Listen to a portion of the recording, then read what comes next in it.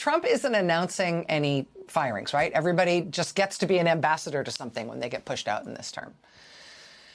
But in the military and national security part of the U.S. government, if you watch what they're actually doing, it is really starting to look like mass firings of everyone with any kind of standing, everyone of consequence.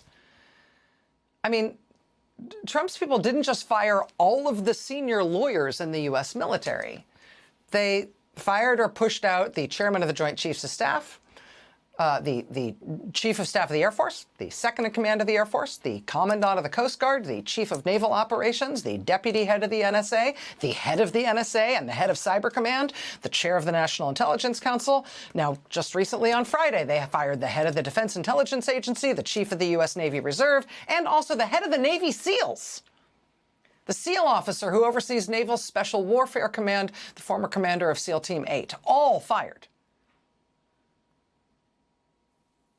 How come?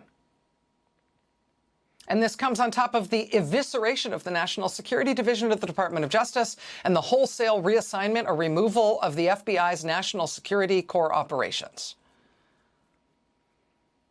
And so how do you cover that, right? You could try to follow the ball on any one of those firings or reassignments or unit shutdowns. Right? Oh, what did Trump say about why that person needed to be fired? What was said in MAGA world about why that person needed to be fired? What could have explained how this person ended up on the wrong side of the black ball here? I mean, you could try to follow the individual story of all of these firings and reassignments and unit shutdowns the way we can try to discern the story behind any of Trump's newly announced ambassadors as they one by one are expelled from some government agency or the White House or from a romantic relationship with one of the president's adult children. And you can follow these stories one by one. Or you can look at the big picture and recognize that what's happening here might be quite important, particularly in the national security sphere. Right? At the same time, the president is repurposing all federal law enforcement agencies and the U.S. military into an armed force, in some cases a masked armed force that patrols and polices and occupies U.S. cities.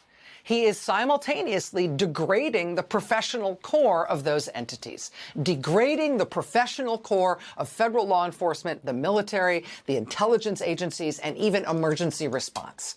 He is deprofessionalizing the U.S. military and federal law enforcement and federal emergency response, while he is turning those kinds of forces against the American people on American soil.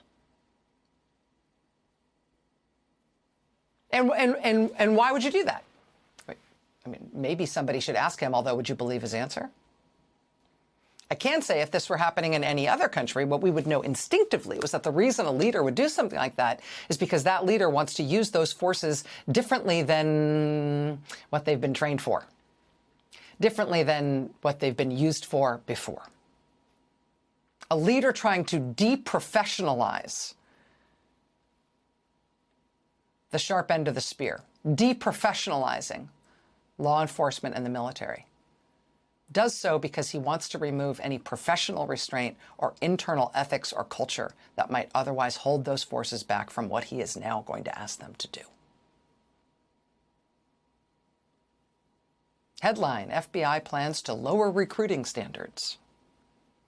Alarming agents. Headline: FEMA employees warn that Trump is gutting disaster response.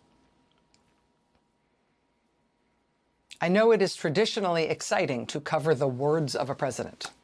It traditionally matters what a president says. It's traditionally important to cover what any president says in any context. With this kind of a president, though, watch what he does, not what he says.